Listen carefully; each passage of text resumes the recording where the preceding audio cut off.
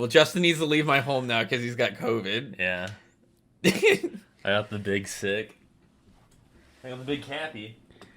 He wants to leave. Damn it. I knew this was going to be a problem. Hold on. You're the one who kept him in here. Oh, well, he snuck in. It's a well-lit room, and he's a black cat. He's crafty like that. Oh. Just like society, he goes unchecked. We do live in a society, Justin.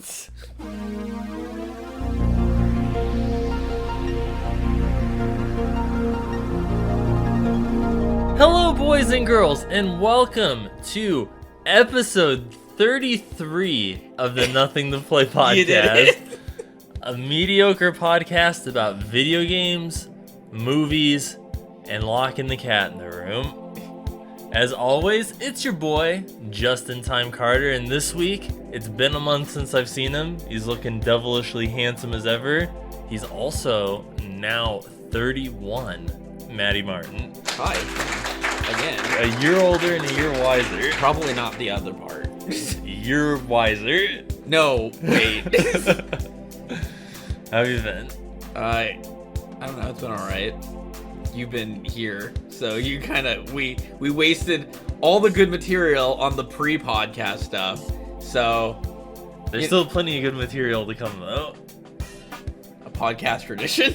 Yeah, it'll just get edited in post. Yeah, Justin's been recording our whole conversations every single day. Yeah, I'm always wearing a wire. Other than that, it's been good. I'm trying to get the card game done. I want it done. That's the story of your life? Hopefully not. It needs to go to China in a month, so... And then it's gonna get the COVID? No. The only place you get COVID is in the US nowadays. Oh, yeah, that's true. Yeah, Matt went to get his neck cracked and we drove past the Happening breakfast joint where literally a third of the people in line, and I say a third, that's me being generous, were not wearing masks. And they were all crammed together like sardines. And I'm like, this is why our country is never going to recover. This is why I can't just walk into a Best Buy and buy a PlayStation 5. This is why Fry's Electronics is dead. Yeah, and like a million other restaurants. Well, I mean, Fry's Electronics is never a restaurant. I know it says Fry's. They MMA. sell food and drinks inside. I mean, sure. Yeah. Okay. One of that. Or maybe they also closed because, you know, they never fucking have anything you need when you go in there, and the shelves were half empty to begin with. Well, I mean, the only people that I know shopped at Fry's Electronics were IT people, so... That's true. Dude, remember when we went to, like, Circuit City that, like, one time? Yeah. Before it closed? Yeah, me and Matt went to Circuit City back in, like, 2009, and I bought a copy of Spore. Oh, yeah. The hit EA game that everybody played. God damn it. I got a cool t-shirt that only came in one size, and it was, like, triple XL. So I was, like, wearing it like a dress. Oh, yeah, that's right. You did get a Spore shirt. Yeah. The only reason I got it was because Brian Buckles was playing it during class that one day. Well, I mean, it's better than any of the other stuff that we used to do in class, so... Yeah, I single-handedly got all of Collins College's computers banned from Destructoid or whatever because... Demonoid? No, it was Destructoid. Oh, yeah, Destructoid, the actual review site. I thought you meant, like, the torrent site. No, that went away on its own, unfortunately. Nobody had to do anything about it. RIP. So what's the agenda? Oh, that was it. That's a wrap. It's been a good episode. But no, I've been doing good. I'm excited to talk about... Negative Space. All right, guys. It's been a good one. No, it's even better than Negative Space because it's actually out. I don't think that's true, Justin. There's nothing better than Negative Space, and I'm really looking forward to playing it when it comes out. Well, thank you. It is my game of the year, TBD, both 2020, 2021, 2022, and 2023. That means a lot. Yeah, and you can wishlist it on Steam. Yeah, you can do that. You can. You should do that. Yeah, and there's a demo on itch.io and some other places. Yeah. Yeah. But no. WandaVision. Oh, I thought we were going to talk about Pokemon first, but that's fine too.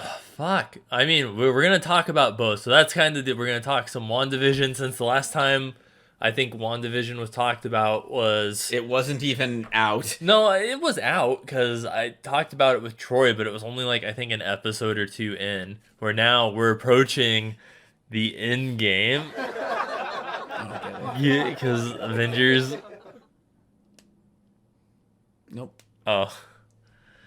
So anyway, there's one episode left of one. I wish it was already out so we could talk about the whole series. But spoiler warning. We're going to be talking about WandaVision. If you don't want any spoilers about WandaVision, because we're going to be talking about everything that's pretty much happened through the entire season besides the last episode. So pause the podcast, open Disney Plus. If you don't have it, borrow your friend's login, watch WandaVision episodes 1 through 8, and then change the password so you forever have your friends log into Disney Plus and they no longer have access to it. Then unpause the podcast so you can listen to WandaVision spoilers. WandaVision's been great. Like, it has surpassed any and all expectations I pretty much had for the show.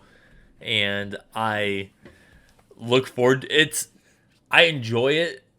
It's crazy to me that it's reached the point of where like Game of Thrones was and stuff, where it's like you basically need to watch it right when it comes out, otherwise it's going to get ruined for you on the internet. I can't remember the last time I had a show where I was like, the episode's over and I'm like, man, I have to wait a whole week and I really want the episode now. Dude, so we were talking about this a little bit in the car and stuff about how Falcon and the Winter Soldier is coming out after Wanda, like a week or two after WandaVision? Yeah, and then Loki's coming out another, 3 months down the line. Yeah, it's in, May, I think.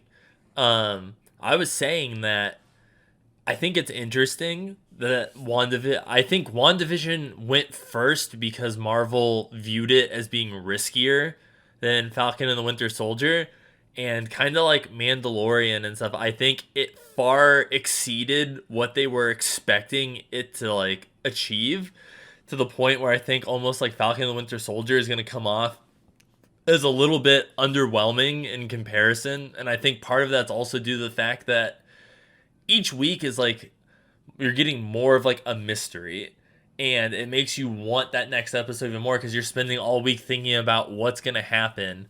And I don't think Falcon and the Winter Soldier, even Loki, is really going to be like that. So it's I think WandaVision's been on a lot of people's tongues more than Marvel thought because of the whole mystery surrounding it. I think there could be some of the mystery kind of element, but just a different kind. Not supernatural or weird, extra dimensional kind of stuff like WandaVision is, but more spy stuff. And that inherently is less, I don't know the word. Interesting? And it's not less, it's still interesting. It's just not as oh, they can go a billion different directions with it. It's more it's grounded in some sort of reality. So it's kind of there's only so many places they could go. But I do think that they're going to do some interesting stuff with it. I would bet tons of money that Thunderbolts is going to be what it leads up to or what it leads into in some sort of way. Well, and I think you're kind of right where it's WandaVision's been the big spectrum of weird. Yeah. And then I think Falcon and Winter Soldier's going to kind of pull that back and be more grounded. And then Loki's going to kind of be more the middle ground between weird and grounded. Mm-hmm. See, originally I wasn't looking forward to Loki at all, but seeing the quality of WandaVision, it's well, maybe they will do something cool with Loki. I don't see what they're going to do. It's because we don't really know a lot about it at all either. The only thing I could tell is time cops are involved. So it's Loki being a time cop or something along those lines. And it's okay, that's weird and interesting, but what is that going to do for the Marvel universe? the only thing I could think of is whenever you think of, like, timey-wimey bullshit, you think of Kang the Conqueror, but I don't know what they're gonna do. Like, I don't know what the story of it's gonna be, but... I mean, isn't King supposed to be an Ant-Man and Wasp He series? is, yeah, like, that's already a confirmed thing. So, I was like, it could, like, lead into that at some point. If we ever fucking get, like, Marvel movies again. Well, we're getting Spider-Man No Way Home in theaters this December. I am excited for, like, I've never really been a big Spider-Man fan, and it's actually, like, really surprised me how much I've enjoyed Marvel's Spider-Man movies. The Tom Hollands? They've been great. I mean, I did enjoy the Tobey Maguire ones. I didn't really give a shit about the Andrew Garfield ones. To be fair, no one gives a shit about that, unironically. Yeah. I don't even think I ever actually even watched the entirety of Amazing Spider-Man 2. I think I've just seen bits and pieces. Well, that's a gem to watch, not because it's good in any capacity, but because it's bad in every capacity. You get those tropical freezes, and then just pop on Amazing Spider-Man 2. God damn it. But yes, WandaVision has been really good. We've kind of been debating on, I guess, like, the ending and stuff. I'm almost assuming the ending it's gonna end with the Hex fully. I almost think it's gonna fully expand the entire Earth, causing like a reverse House of M sort of thing, where instead of like no more mutants, it's mutants. Yes, creating mutants, and then that way her kids will survive. You know, because they were basically born within the Hex. So it's like just like Vision, which that was cool too. In this last episode, it's kind of been debated about like what, like if Vision was actually brought back from the dead, or like what was happening with Vision. Or if she was like piloting his dead body or something. Yeah, and that was kind of a lot of people like, because they kept saying in the show that like, oh, like made it seem like she stole his body, but in the video footage, you never actually saw her steal his body. So I was like, usually if they don't show you something and they're usually trying to push you in one direction, it's because they're really trying to lead you away from the other direction. And that was pretty much confirmed in this last episode when they showed Wanda basically when she created the Hex, which that was surprising too, that it was kind of assumed that Agatha and her were kind of working together. And so to find out that she alone created the Hex, but she also created a new version of the Vision. Not just Vision, but also the Mind Stone. That is true. I guess technically the Mind Stone, does re-exist. Within the Hex in some capacity. I wonder if she could actually recreate like an entire Infinity Gauntlet within the Hex. I mean, I don't think they're going to recreate the Gauntlet, because I think they kind of like, oh, well, we've done everything we wanted to do with the Infinity Gems. We're not going to do anything with them anymore. I mean, there's a lot of cool stories you could tell with the gems, but like, I think they're kind of good. Maybe, I mean, down the line, they could use it as some sort of MacGuffin and bring them back, but I really hope Vision survives too, especially after like how good just this series has been, and like it's been really good to like actually have him have screen time versus like in most of the movies where he's like really, really side character.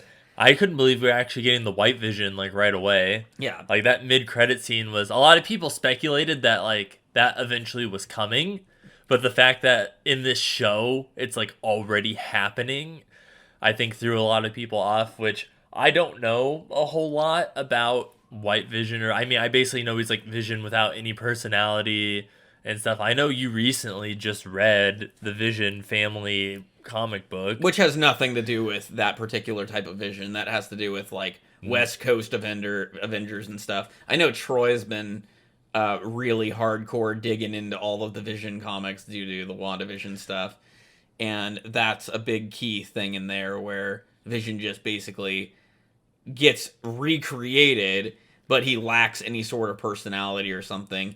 It's entirely possible that Wanda could copy the personality from Vision from the Hex into this actual Vision who actually exists. That's another thing that could maybe happen. Well, what I'm wondering too is, because technically White Vision is the actual Vision's body that was just repaired. So I would almost assume then like actual Vision's memories exist still within the body somewhere of White Vision. So I could kind of see maybe like that's like an outcome of her like merging the two together, like taking the Hex manifestation of Vision and like implanting it into other Vision, and then that's like how he'll get like his memories back and stuff and kind of come back in a way. Yeah, that's entirely possible. I'm more wondering how the kids will stay around, because I am still dead set on hoping that Young Avengers is going to be a thing. It seems like that's what they're going to set up in some form or fashion. Especially with a lot of the younger heroes that are like showing up gradually. Like we've got Miss Marvel, who's not actually a young Avenger, but she's a younger superhero. And then we've got Tom Holland Spider-Man, who is a younger version of Spider-Man. We've got Wiccan and Speed, and then we've got Stature, who's going to be in Ant-Man and Wasp.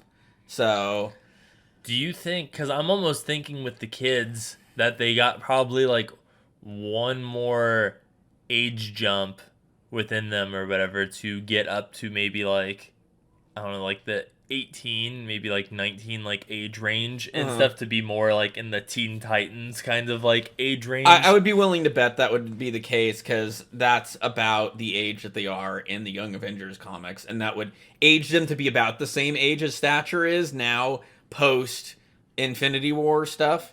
So that's probably true.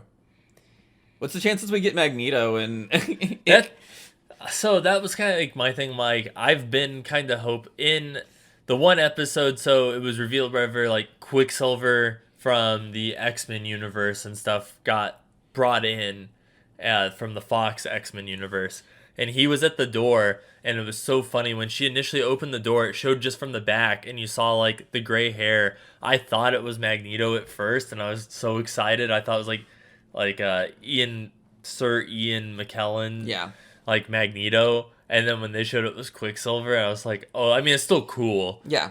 But I was just like, man, and a lot of people have been speculating, like, there's supposed to be like one more kind of like big reveal, whatever person like coming in the last episode. A lot of people think it's Doctor Strange, which makes sense and stuff. I kind of also I'm hoping for Fox Universe Magneto. I'd really like that. I mean, I would hope for, like, there's supposed to be some scientist who has been in contact with Monica, and I keep hoping that that's Reed Richards, which would be a fun way to bring him in. But I want it to be fucking Jim from The Office, Reed Richards. John Stamos. No, not John Stamos. He's like, hey kids. God damn it. Uncle Jesse's here. I, for the life of me, can't remember his last name. But that's been one of my things, is like, because with the, because it's been said that this is going to tie into Spider-Man, this is going to tie into Doctor Strange Multiverse of Madness and stuff. And it's kind of like, you know, they've said that like the Spider-Verses from like the different movie franchises and stuff are going to be like merged together in this like third Spider-Man movie and stuff. So it's like Marvel could go any number of directions with it. And one of the like funniest things that I thought of that they could potentially do is in bringing in the Fantastic Four. I really want Jim and what the fuck's her name, like Pam, whatever, because they're married in real life or whatever. But it's been said that they want them to be like Mr. Fantastic and Mrs. Fantastic, I guess, Invisible Woman. Yeah, that they want them. But I think for Human Torch, it'd be fucking hilarious if they cast Chris Evans as Human Torch again. I actually brought that up with Jess, and I was like, that would be the best fucking casting. It would just be so fucking good. Because he'd be back in the Marvel Universe, but as a different character. And I think it'd just be funny where it's like someone like sees him from behind and they're like, Cap, and turns him around, and it's him as like the Human Torch, and he's like, what who the fuck are you talking about? Like, I'm the Human Torch. Like... But he looks exactly like Captain America, and everyone just kind of has to roll with it and accept it. Like, they're like, isn't that cat? Like, yeah, no, we're not even gonna get into this again. I mean, the only thing I want is I just want some Doctor Doom. I just want good Doctor Doom. That is true. After they butchered Doctor Doom in that Fantastic Four reboot that was atrocious, I was like, they did my boy dirty. I want him to be the next big bad, though. Oh, I do too. Like, he without a doubt could carry, like, a Thanos level of threat. I mean, yeah, Thanos is, like, universal level, but Doctor Doom is a very good villain, and he has just as much personality as, like, movie Thanos. I say movie Thanos because comic Thanos is weak in some areas, but... Well, and I think that with the Hex expanding and, like, multiverse stuff, like, that's a really good way that they could accelerate, like, Doom becoming, like, a threat by, like, bringing in the existence of, Latveria? Latveria. Yeah, bring in, like, Latveria and stuff, and I would love, like, a post-credit scene in, like, a Marvel movie or something where it's like, there's only Doom. Well, I've heard rumors that he's going to be in Black Panther 2 in some sort of capacity, which makes sense because they're both rulers of countries. I mean, yeah. Doom just breaks T'Challa over. What if Doom's the one that kills T'Challa? Oh my god, Jesus. He's like, is this your king? I can imagine, like, it would be kind of cool if they did it now, because right now, as far as the Marvel Universe is concerned, Wakanda doesn't have a king, and you could very easily insert either Namor or Doom in terms of, like, seeing weakness in Wakanda and trying to plan an invasion of some kind. That would be really cool, because you could do it with either country. I would love to see Namor, though, because Namor's a fucking dick. Yeah, I was like, and the fact that in the comics, Namor and Black Panther fucking hate each other. And Namor regularly porks Susan Storm. But yeah, it's been really good, and I'm hoping it ends on a high note. I'm really surprised at, like, we got so much information in this last episode. Well, yeah, we just got a lot of, like, really good character moments in the last episode. We got, like, the scene with Vision and Wanda, and then we got all the parts with their backstory and just how they grew up and everything. And I don't know, I really liked it. Some of it was kind of a punch in the gut. Yeah, and it's just surprising to me that, like, there's, like, they're gonna have to cram a lot of shit into, like, what I'm assuming is just gonna be, like, hopefully it's gonna be 1 hour, but I'm hoping it's, like, gonna be one, like, legit hour, not like it's 56 minutes, but really, like, 6 minutes of that is, like, credits and stuff. Like, I'm hoping it's, like, a legit, like, hour-long episode. I almost think it has to be in order to fit everything in. Well, I don't think all of the episode is gonna be, like, superhero battle. I think this show, I've held out that I don't think this show ends that way, because it's not, like, 100% that type of show. There needs to be some sort of superhero-y things, but that's fine. But I don't think it's going to be a whole solid 45 minutes of just that. Well, no, I'm thinking realistically, the first, like, 15, maybe 20 minutes of the episode is probably going to resolve, like, the actual conflict and stuff with Scarlet Witch and Agatha and White Vision, and then literally, like, the remainder of the 40 minutes is gonna be, like, whatever the fallout from all that is. Yeah, of the Hex and, like, everything kind of going to shit, and, like, where it's all gonna go from there after the events of that. Yeah, because I can't imagine, like, with everything that Wanda's gone through, like, her husband dying again is gonna be, like, I can't imagine that ends well for anyone involved. Right. Especially if she's gonna have to be the one to kill him again. Yeah, for the third time. Oh, man. But in addition to WandaVision, this month we also got our very first, like, legitimate Nintendo Direct in, like, it's been more than a year since we've had, like, we've had a lot of Indie World Directs and a lot of mini things. Yeah, little mini, like, 10-minute Directs and stuff. But in terms of, like, first party stuff, this was our first actual Nintendo Direct. And then we also had a Pokemon Direct, which was actually just like the other day. But the Nintendo Direct one was about, like a week or two ago? Yeah, I can't actually even remember most of it because most of it seemed honestly really unappealing for me. And that's even me as like a Nintendo fan. I'm like, most of it's all right. Like, there was a lot of stuff I felt like we should have heard something by now on, like Bayonetta 3 and Metroid Prime 4. Even if it wasn't like a release date, just the fact that it's even like still in development, since both of those like were announced like 4 fucking E3s ago. I mean, at least we heard something about Breath of the Wild. That was the most heartbreaking part of the Direct for me. So the dude who worked on Breath of the Wild, Eiji Aonuma, comes on screen. He's wearing his Zelda shirt and his little blazer, and I'm like, oh my god, we're gonna get some information on Breath of the Wild 2. And then right at the gate, he's like, hey guys, yeah, we don't have any new updates for Breath of the Wild 2. But we're working on it. But it is in development, but you're not going to hear anything about it till probably end of this year, maybe beginning of next year. No, he actually said we would hear something later this year, so probably not beginning of the year, maybe later half of the year, but... I mean, he says that, but we should have also heard something on any of the other games I mentioned before, too, so it's like I'm not holding my breath that we're going to actually get anything of substance. Justin is just salty because he's still not gotten another Wario game. Yeah, every year, I write down on a piece of paper, Wario Land 5, I fold it up, and before E3 starts, I swallow it in the hopes that my wish will come true. And every year it doesn't. See, the problem is that you're not sending letters to Reggie Fils-Aimé, who no longer works there. That's true. I have to walk into my local GameStop, and I'm like, I need to speak to Mr. Fils-Aimé. Please, sir, it's of dire importance. I was like, I will buy 20 GameStop stock to speak to Mr. Fils-Aimé. Damn it. I will pre-order 20 games from you.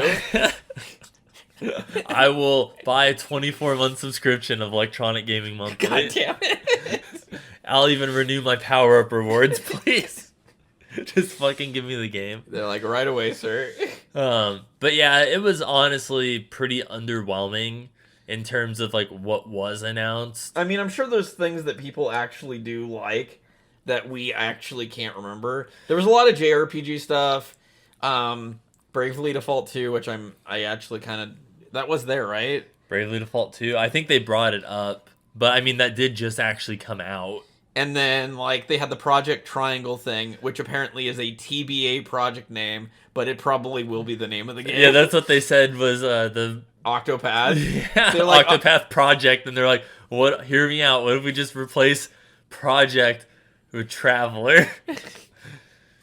But yeah, the Triangle one, I haven't played the demo, but I did love the Octopath art style. It's just I'm not a big JRPG style person, but the fact that they're throwing that art style on like a Fire Emblem game, well, yeah, and that. Like it looks like there's a lot of branching choices, if I'm not mistaken, from the game, and it also I really dig the combo system that kind of seems to be like happening whenever you're doing stuff. So like you're like chaining spells together, you're chaining your actions together, which I don't know if you know it, Justin. I mean, I have a game that does that, so I mean, I kind of like it. Is it Ross Battle? Yeah, it's definitely Ross Battle. All right, check it out at rossbattlegames.com. Yeah, Ross Battle Games. You can go on the if you backed it on Kickstarter, you can go in the comment section and ask Matt when it's coming out. Please don't. But that's okay, because Matt's really good at responding, so he won't get death threats like other Kickstarter dev people do. I mean, I live in fear every day of Kickstarter death threats, so if you want the game to come out, there you go. But there was, I mean, the quote-unquote big announcement at the end of the Direct was Splatoon. Mother 4? Oh my god, it was Mother 4? It was Splatoon 3. Which Justin won't play, or he'll buy and then not play again. Well, I haven't bought in Splatoon 2, so... It's like, I mean, I like Splatoon. It's one of those things where I think, like, if you and me like played it consistently, I'd be like down. It's one of those things where it's like I would want to play it with someone because I'm not a big like play like online with randos. Yeah, like playing online like Call of Duty, like stuff like that. Like I'm just not. That's not my style of game. But it's like if I had someone to play with like on a regular basis with it that was committed to doing it, I would probably get invested in it. That's what me and Tim did last time we got Splatoon 2. We basically just, anytime we jumped on, we would both play, and then we would just... Well, I remember with Splatoon 1, you, me, and Tim played quite a bit, and we'd sit there in like a giant Skype call because, Nintendo. Yeah. And try to do matchmaking, which, Nintendo. Oh my god. You lost all the recording? No, it's fine. And then they announced the remake of Skyward Sword. Oh wait, no, you there was the other announcement. A Sword Girl for Smash Brothers. I mean, that's what everyone was looking forward to. Was more anime sword people. But she does have huge tits, so everyone's for it. I mean, I did say anime. Could be like one of the lolicons. Oh yeah, the 1,000-year-old ones. Yeah. Okay. Yeah, the ancient lolicons.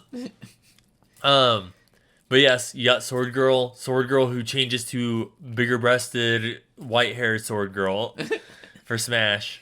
I'm sure there are people who are excited about it, but I have not played Xenoblade. Yeah, I actually thought it was going to be a new Xenoblade game at first, which I also have never played Xenoblade, but I was excited for people who do enjoy Xenoblade, and then to realize it was the Smash character, I was kind of like, all right.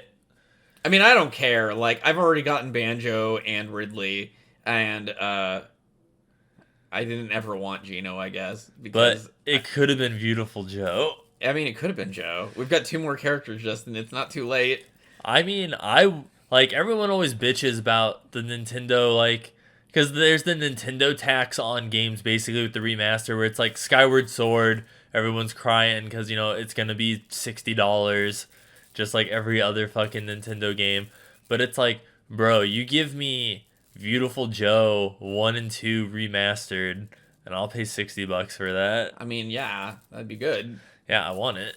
I don't need Red Hot Rumble, though. They can just leave that one out. Just give me 1 and 2 remastered. No, they'll give you all 3. No, I don't want it. You're like, I will break my disc in a third. I was like, if they bundled all 3, but then sold each game individually, but it was a little more expensive, I would individually buy 1 and 2 to avoid giving money to Red Hot Rumble. Just to make a point.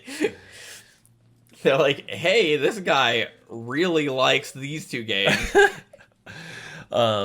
The biggest thing that I thought was cool, though, that they announced was Neon White. Looks really up my alley. It's like it's like anime. You're angels effectively wearing these like anime Oni demon masks, slaying demons in heaven with guns and shit, but it's also card based. Oh yeah, that's right. First person. The first person card game. Yeah, it looks really like anime, just the fact that it was card based, and it's like it seems very interesting. And probably the most surprising thing to me about it too is it's made by the same dude who made Donut County. Is it? Yes. That's really weird. Exactly. So I'm like, I love Donut County, and that's like a really bizarre game. So it's like I'm like, all right, like automatically, like that's like a gimme for me, where it's like I don't really care about reviews for it. Like I'm pretty much just gonna buy it right out the gate because it's gonna be good. But also check out today's sponsor. Hey guys, it's your boy Justin Time Carter from the Nothing to Play podcast, and I'm here to talk to you about a little ditty called Anchor. That's right. If you haven't heard about Anchor, it's the easiest way to make a podcast. It's free. It has creation tools that allow you to record and, that's right, edit your podcast right from your phone or computer. Mind you, I don't use those tools, but I could.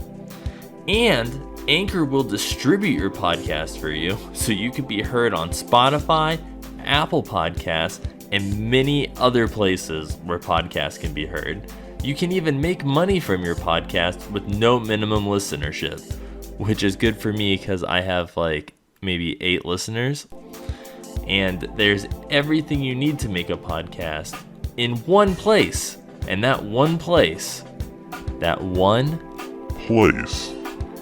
is the Anchor app or Anchor.fm. And it's free to get started. And you download it. Just give it a download. And when you're done downloading it and you're making your podcast, you can listen to the Nothing to Play podcast, which is a mediocre podcast about video games, movies, and ad reads.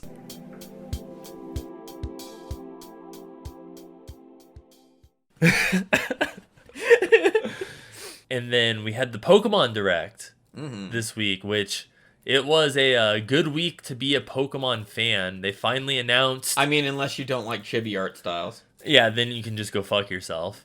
But they finally announced what was like rumored for fucking ever. Like, it's been rumored for like over a year at this point about the remake of Diamond and Pearl. So now we have Dick Hard Diamond and Pussy Pearl. Yeah, that's the exact name of it. Yeah, Nintendo is really trying to like push Pokemon towards that older otaku audience. If you're a younger kid right now, go to your local GameStop and pre-order it now. Yeah, you put down $10 on Dick Diamond. They've got better exclusive Pokemon in that version. Yeah, you get like a giant like crystal dildo as your pre-order bonus. A dragon one. Oh, sponsored by Bad Dragon. Just also the sponsor of the podcast. Great job. Justin's picking up sponsors left and right.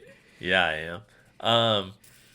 So yeah, they announced that, and it looks cool. A lot of people were bitching about the art style for it because it's basically the a 3D version of old school Pokemon. Yeah, it's kind of in the similar art style to the Link's Awakening remake. Not as, I don't think it's as pretty as the Link's Awakening, but it's still really nice looking. Yes, it's still a very nice like art style, but it's not the same. Like, the characters are very small. It's in that top-down view, so it's not like the Pokemon Go and like Sword and Shield art style and stuff that's been, you know, the Pokemon games as of late. Which is fine by me. I want them to vary up the art styles for their games instead of it being, oh yeah, no, let's have every Pokemon game be this new art style. Well, dude, and that's my thing was, like, I like the new Diamond and Pearl art style, and I'm gonna buy Diamond and probably Pearl if Megan wants to play Pearl too.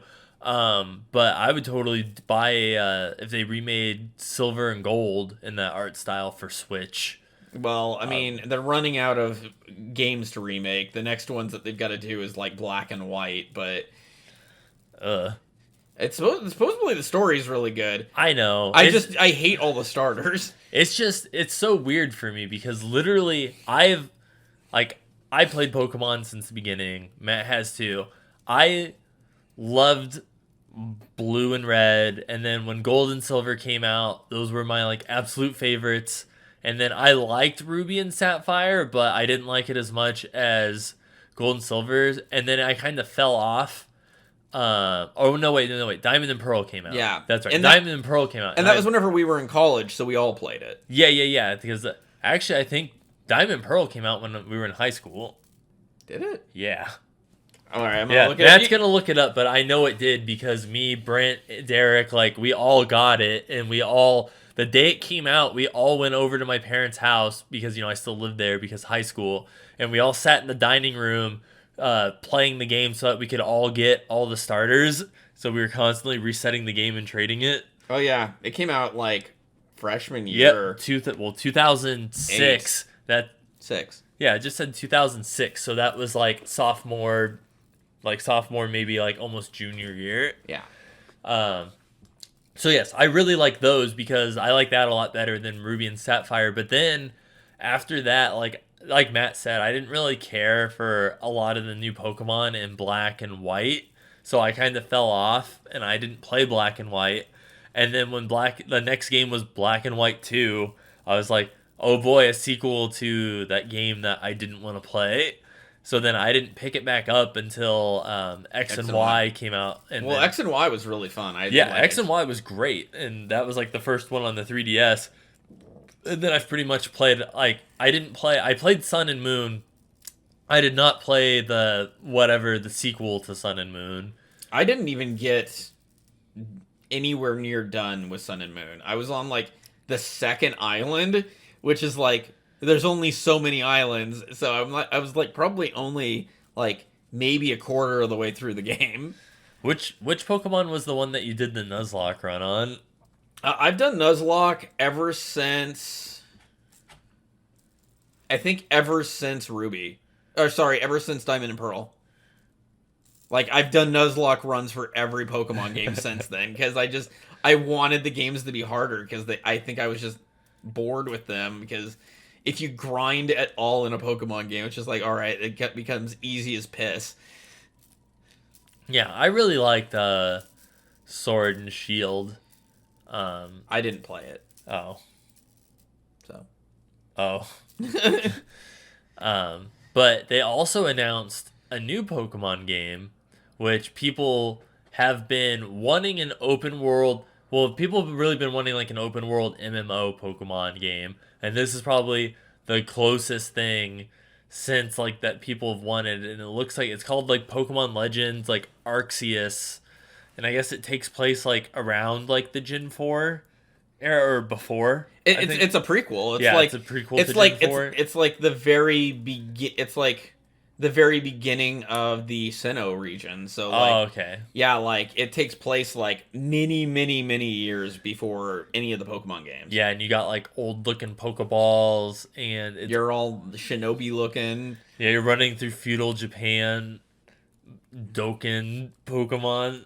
Yeah, and it looks really cool. Like, I don't know what all you're going to be doing in the game, especially if it's open world. That's like completely new for a Pokemon game. So, dude, well, I wouldn't mind them making like, even if it was just an HD remake, but it'd be cool if they made a sequel for it for the Switch.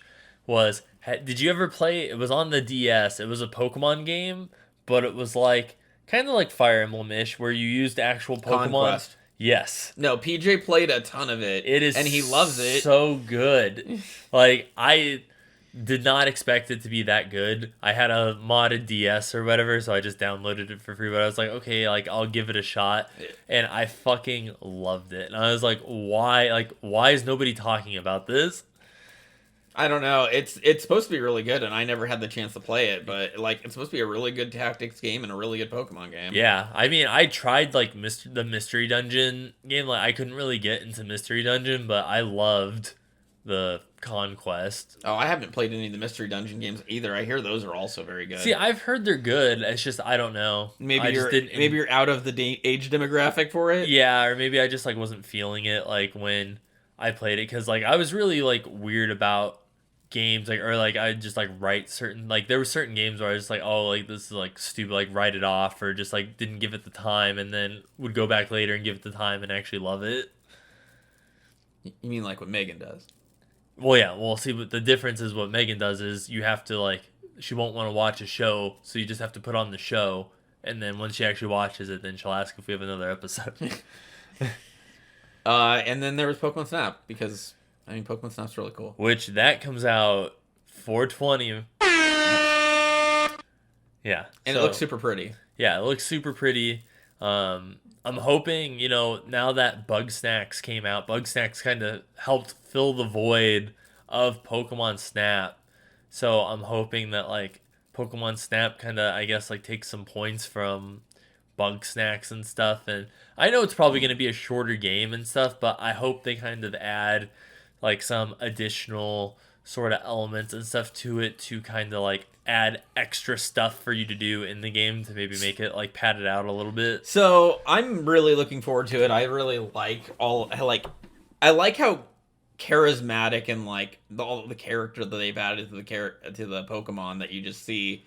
But as someone who played the first Pokemon Snap, the big thing that like they highlighted was you get to save multiple pictures of the same Pokemon, which wasn't something you could do in the first game. You like could take one picture of that type of Pokemon and you would have to overwrite it in order for you to save any other pictures. So like if you take a picture of a Ditto in one area and then you take a picture of a Ditto in another area, it just overwrites it. But now you can have multiple photos, which is a stupid thing to want as a 31-year-old man, but, it's fun. Well, when you think about it, it is nice because now that you bring that up, I do remember as a kid, like, because you would take the pictures and it would ask you if you wanted to replace the picture with this new picture. And there was some where it's like, I would take a funny picture, like when you bonk Meowth and he looks all disoriented and shit, and you'd get that picture, but it would be rated lower than like one of the better pictures, but it was funnier,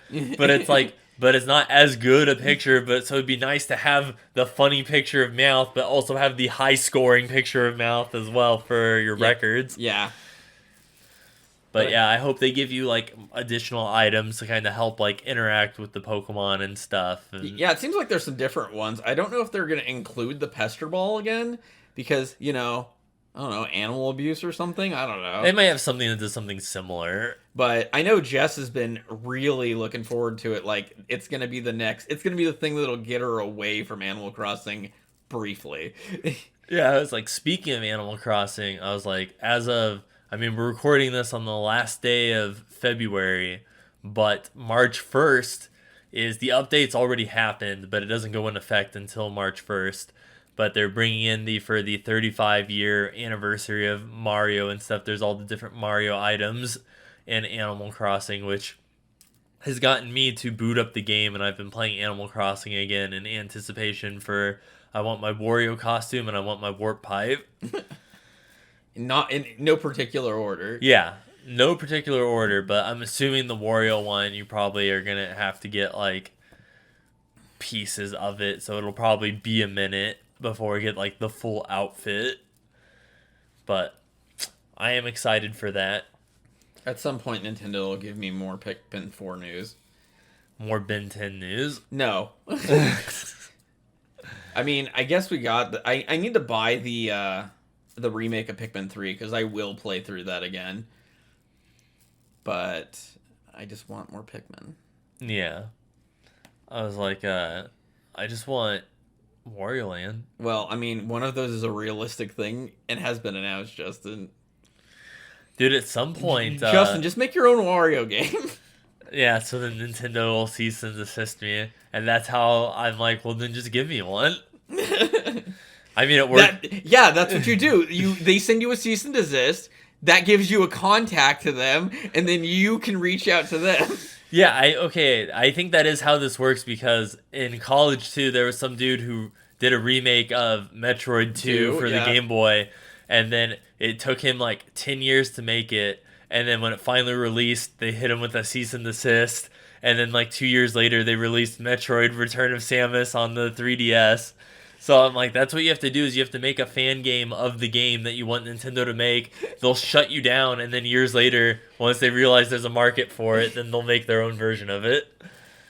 Never mind the fact that they could realize there's a market for it now, but... Yeah, like Matt wants his Mother 3.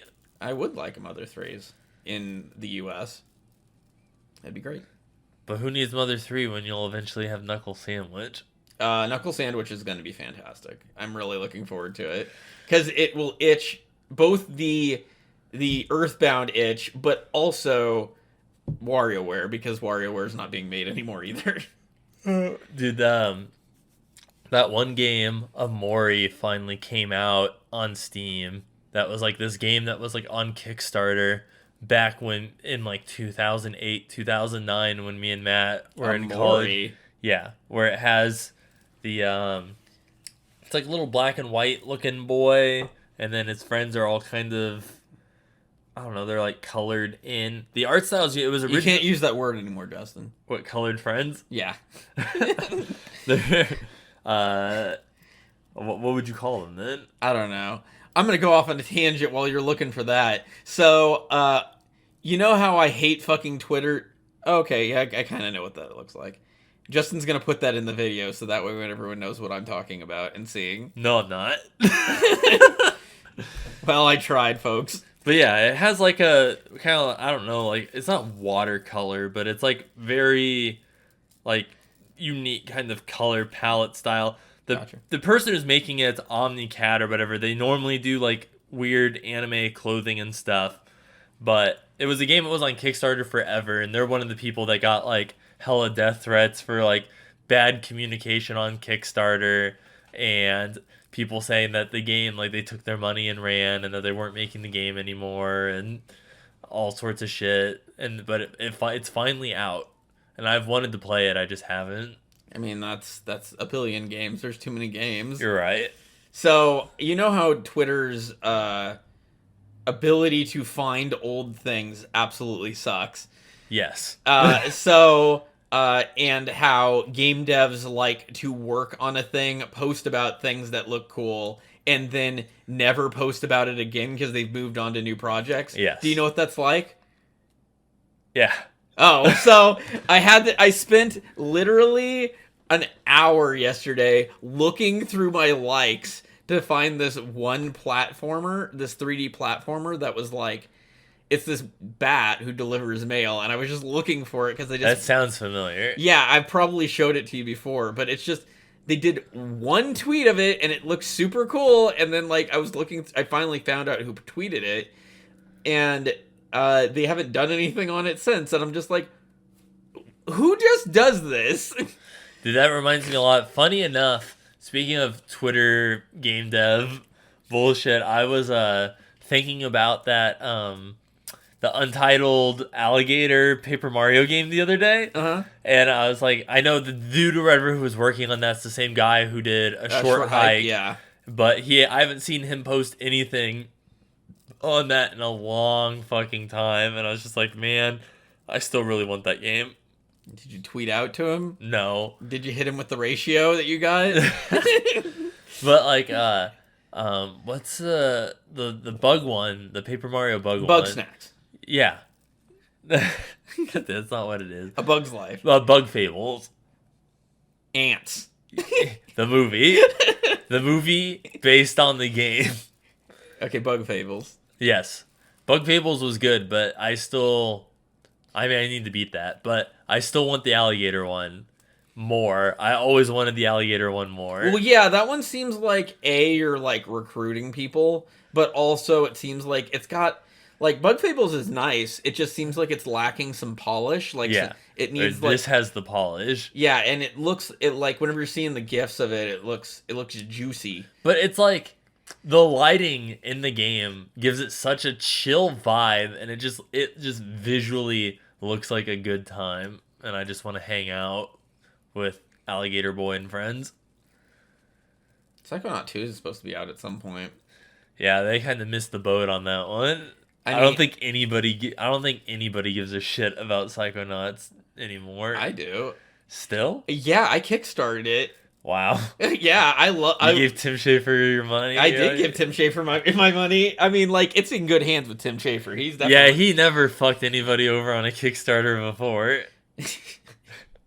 Insert Broken Dreams or whatever the Kickstarter game was. Oh, man, I forgot that was... that's a real thing that happened. I forgot how upset people were about that game. People were pissed. Well, it's because it wasn't the game that was the final outcome was not what was pitched at all. Mm-hmm. And people were bought in at the game being this one thing, but there was not really like a kind of Tim Schafer was just like making this and, you know, a name you can trust, so people invested in it.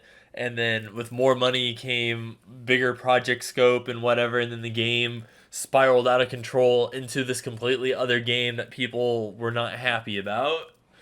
I mean, Psychonauts, I think it's going to be good. Yeah. Everything I've seen from it, they post very infrequently, but they still post. And it's like, everything's been looking good. It looks like, yeah, it's more Psychonauts, and I love the first Psychonauts game. It's really good. Did you ever play it? I played a little bit of it, but I don't think I've ever beaten it. I think missed the boat on Psychonauts. Well, it was also on the original Xbox, so... Yeah, which I didn't play it on that. I think I have it on Steam or something somewhere. I mean, it still holds up, so I mean, if you ever feel like having time to play a 3D collect-a-thon game... I'm like, I'll just play Skyrim again for the fourth time. Yeah, I'm sure you'll buy it again for the fourth time. Mark, if it comes out on PS5, you know your boy's gonna buy it again. I will. I won't pay $70 for it, but I'd throw probably $40 at it. I waited until it was $30 on the Switch to buy it again. So why didn't you just buy Fallout 76? You can just do that. I mean, if I wanted, I don't even have anything for that. You're like a bad game. Yeah, I was going to say something about a half-baked game and then pull something from somewhere else, but I'm not going to give Fallout 76 the time of day. What else is going on? I don't think there's anything else. The new Tom and Jerry movie came out on HBO. PJ paid money to go to the theaters to see that. He apparently has said that he went to the movies, I guess, with his kids recently, and they basically had the movie theater to themselves. And I'm like, PJ, you're witnessing the death of movies. Nobody really wanted to go to movies. The only reason they did is because they had to if they wanted to see the movie first. I mean, PJ needs a theater to himself because those fucking kids are out of control. Yeah, they fucking ran around the movie theater like 15 times. They probably, the people probably went in to clean up the theater afterwards and thought there was, a full fucking theater. And it was just two fucking kids throwing, Reese's Pieces, 6 aisles back. And not the little ones, the full-on Reese's Cups. Yeah, it's a full-on, fucking Reese's Cup, just launching it. He's just mashed it in his hands, and he's just launched it across the theater. They were cold, so he sat on them in the chair to warm them up, and they melted in the chair, and it looks like Skid Row. God damn it. Kind of like your dad going home. Oh, no. Yeah, my dad shit his pants the other day. I'm not gonna go into the story. That's all you need to know. That's all you need to know. I just couldn't believe he told me that. He pulled a Brent Puccio. Why would you not take that to your grave? I'm like, why would you tell me you shit your pants when you don't even have a Facebook to get that Facebook clout for doing so? I'm like, how am I gonna know what a good friend you are? God damn it. Fucking gal. What the fuck else is going on? Anime's been going on. A lot of good anime. Except for Promised Neverland. I mean, Promised Neverland's not been bad. It's just not been great. Yeah, and if it hasn't been great, that means it's been bad.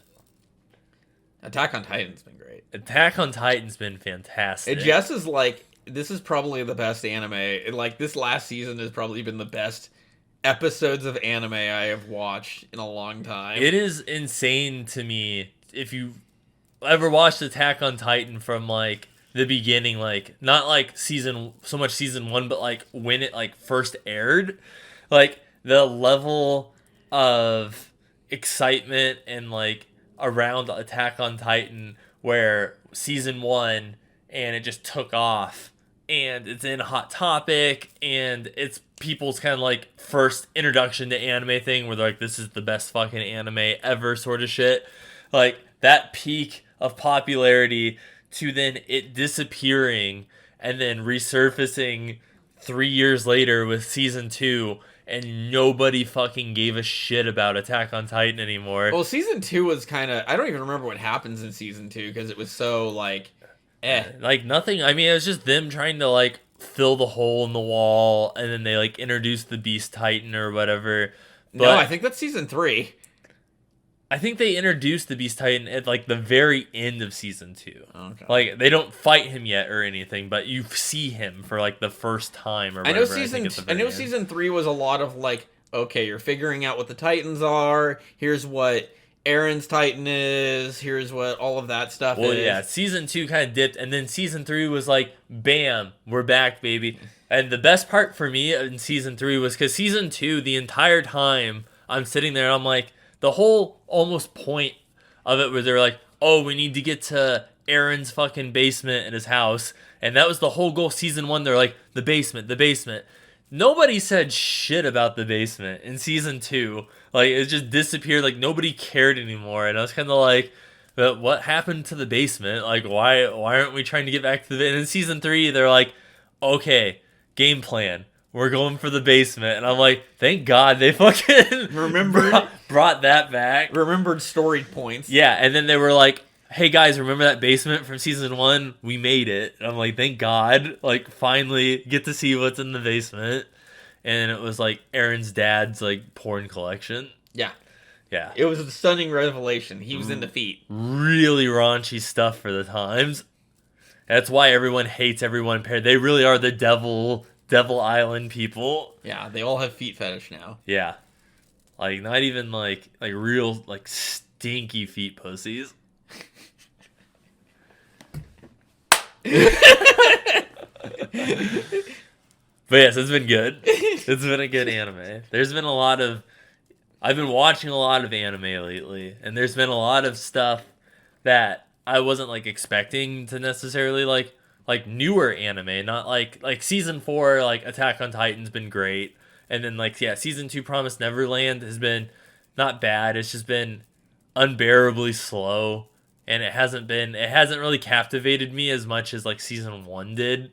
Like season 1. Well, season 1 was like super intellectual, and like you were wondering where they were gonna go and what's going on. Season 2 so far has just been, we're wandering around and we really don't know what we're doing. Yeah, and, like, it hasn't had that kind of Death Note intellectual kind of and they've kind of had that pin that's kind of told them instantly what they need to do, and it's kind of like, man, I really do miss like the kind of intellectual part of it where they was like you trying to figure stuff out.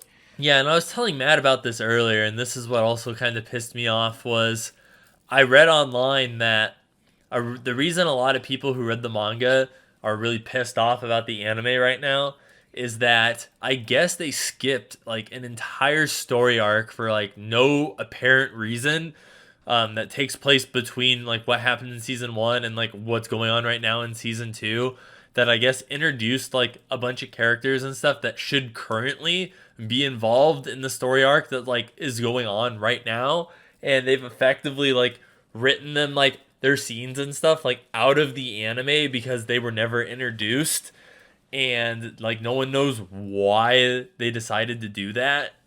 And so people are kind of pissed off that they're kind of deviating from the source material for no real apparent reason. But yeah, there's been a couple other animes that I've been meaning to watch. I cannot for the life of me remember what it's called. It's called like Egg Project or something. Oh, dude, that's one. Did you? Okay, hon. Did you watch the anime video or whatever that talked about like the cool animes from this? Is that like where you heard the Mother's Basement one? I think so, because he talked about. He normally gives out like a solid like 10 anime every season. Because he talked about the Egg Project one, and then he talked about, because all the ones in the video I watched he was talking about were new animes. Like he wasn't talking about like season 2 of this or season 4 of Attack on Titan. He was talking about brand new ones. And there's the what the fuck, the one with the dude who looks nerdy but he really has like all the piercings and tattoos and shit. Oh, that like, one also seems really good. I've been watching that one. It is really good. Megan's read the manga, and well, I'm sure she has. Yeah, I've been watching the show, and it's pretty great. It's kind of like a slice of life style. It's about this like dude who's like really quiet, nerdy looking glasses, and people in his class think he's an otaku, like whatever, that he's like always really like kind of grumpy and emo and shit. But then outside of class, he actually has like a bunch of like facial piercings and tattoos and shit like that. And this girl in class or whatever who like never really paid attention to him, like she talked to him a couple times but never really knew anything about him, ends up meeting him like outside of the classroom and stuff, and he gets to see a side of her at home and stuff because she takes care of her little brother, so she kind of plays like the mother role. So he gets to see that side of her that nobody else is really allowed to see, and she gets to see this is the other one, Other Side Panic, or Other Side Picnic. And she gets to see like the other side of him, like how he looks and stuff. And it's kind of like their secret with each other and stuff, and they start to fall for each other, and it's really good. But yes, I saw the video. In the video, the Egg Project one looks fucking bizarre. Well, yeah, it looks like sad. Weird reality warping bullshit. Yeah. This one also kind of has that vibe, only with lesbians. Yeah, and then I think Jobless Reincarnation was one of the other ones that they recommended, which I've been watching. It's like Japanese name, Jobless Reincarnation, and that's been really good. Where it's like, dude born in another world, typical anime trope, but he remembers everything from his previous life. So he's basically a child with the brain of like a 35-year-old. So he was like an otaku and whatever. So he's kind of perverted and whatever. But he realizes he's in a world with magic. And so he learns to read and stuff at like a very young age and starts to like master magic as like a child because he has like the mind of like an adult and wants to live a better life than what he lived in his previous life. And this other one that I've been watching, I don't know if have you seen Redo the Healer? No. Oh man, that sounds like harem anime. So let me just tell you, one, it's on Verve, but it's on High Dive. Okay. It's rated MA. Oh. And so the whole premise of this is it's this dude or whatever, he was selected as, it's almost kind of, it reminds me a lot of like Shield Hero in some ways, but the whole premise is he's like the healer of this party. Like he was selected in his village as to be a hero, and he was the hero of healing and stuff. But you find out in the very beginning of the anime that ever since he became the hero of healing, the like next 3 years of his life since becoming the hero have been shit, because the chick who's like the leader of his squad, whatever, she's like a princess. She's like plays nice to everyone, but she's really fucked up, and she beats the shit out of him. She drugs him and makes him like addicted to drugs and shit, and uses him as like this beating stick. And like this the other people in his party treat him like shit too. Like she's one of the worst, but there's this dude that dresses him up like a girl and just beats the ever-loving shit out of him. Jesus. And then molests him and then just fucks him up. And then there's the other chick, because the main chick in the party or whatever, he's like forced to like pleasure her and like do whatever, and then she like treats him like shit and then drugs him and stuff. But because of that, the other chick who's in love with the other chick hates him, so then she beats the shit out of him and like spits in his mouth and shit and like fucks him up. So he eventually, though, the drugs and stuff don't work anymore, and they end up running into this like demon chick, and who she basically creates the Philosopher's Stone, and he ends up killing her and takes the Philosopher's Stone, and basically he's like, bye bitches, and he fucking resets the world back 3 years before he ever became the hero of healing, but does some Death Note level shit to get his memories back and whatever. So then he remembers his previous life from the 3 years and vows to take revenge on everyone that fucked him over. Jesus. So like the chick in his party that treated him like shit, he basically eats a bunch of mushrooms and poisons himself so that when they drug him, the drugs won't work anymore. So he's like preemptively preparing for it, and then he basically tortures her and like beats the shit out of her and fucking rapes her and shit, and then erases her memories and then changes her into a completely different person, and then she joins his party and like he makes her fall in love with him and shit. It's like, and that's his revenge, is that she fucking despised him originally, so now he's like, she's forced into this relationship. Like, that sounds like the darkest anime I've ever heard of, Justin. It is really fucked up, but it's like, it's really good. All of those things that you just heard, Justin Carter of the Nothing to Play podcast endorses. Yeah, well, it's just because it's weird. It just takes like the tropes of like the trapped in another world, whatever, where normally it's like, he is super overpowered in a lot of senses because his healing does like a lot of shit, and he's like an alchemist and does all this shit. But it's one of those things where it's like, yeah, it's fucked up. It's every episode is basically episode 1 of Goblin Slayer. Jesus. Like, it was the comparison that I heard to it, and it is really fucked up. But then it's like you see what these people also did to him, and it was really fucked up. Where it's like he did nothing to them. So it's kind of like, yeah, what he's doing is insanely fucked up, but he's also getting his like, you can see it from his perspective that like these people literally made him like want to kill himself based off like what they did to him. So he's getting his revenge on all of them. Sounds kind of like Madoka Magica. That one's also pretty dark.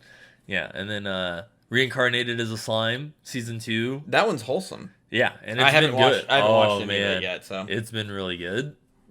That is the complete opposite end of spectrum, where it is the most wholesome of animes. Yeah, and then the season 2 of Dr. Stone's been going on, which is the Stone Wars, and that's been really good. Which it's been a lot of build up, and then in the last episode, the Stone Wars have finally started, and I'm like, oh my god, it's happening. And then Jujutsu Kaisen, which is probably the best new anime of this year. Or last year, whenever it started. At least the best shonen one. Yes.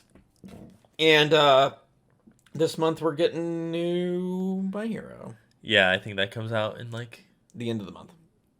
The 27th. Of this month? As in March. Yeah. Yeah. Wow. I mean, this month is February. I mean, yeah. Yeah. Yeah. It was March. Yeah. The 27th. I hated the second movie, though. Well, I'm going to watch both of them here Please soon. don't. And I'm going to be like, Justin, you know the second movie. No, you're not going to say that. I won't ruin it for me. The first movie's really good. And I like the fact that the first movie ties into the anime. They specifically left a spot, in the anime where they're like, this is where the movie happens. Versus it just, being side quest, the movie. Yeah. But the second one started out really good, but the last 20 minutes ruined the entire movie for me. No, okay, stop. That's a koosh ball. Cushion on him, and it's colored like Billie Eilish's hair. I'll take your word for it. You don't even know who Hold on. Matt doesn't know... Oh, there went my phone. Matt doesn't know who Billie Eilish is, apparently. Is he the lead singer for Imagine Dragons? Green Day. Oh, gotcha. I mean, he does have Green Day hair. Billie... Idol. Eilish. God, there you go. Okay, well, see? Sure, why not? Yeah. Have you ever seen people drew her as a Pokemon trainer? Hold on. I mean, I could believe that. Justin's gonna put that on the screen. No, I'm not. It's gonna go in the thumbnail. Everything that's supposed to show up somewhere in the podcast, I'm gonna compress really small into the 800 by 800 little thumbnail. No, I'm not. Look at Justin making all kinds of promises that I can't keep and I won't keep. I think that's it. Is that a podcast? That's a podcast. Yeah, I mean, we talked about Nintendo, Pokemon. Matt knows who Billie Eilish is now. What a world of change that's made to my life. Yeah, now he's gonna write. He's like, Jess. He's like, I gotta show you something. God damn it. But I appreciate you guys listening. I hope to the 30-second episode of Nothing to Play podcast. That's not the episode number. What's the episode number? 33. Oh. But, I hope everyone had a great Valentine's Day. I mean, you're the host, so you know. Me and Matt are going to kiss for the outro here. So, Matt? No. Okay. That was Justin kissing the mic. No, it wasn't.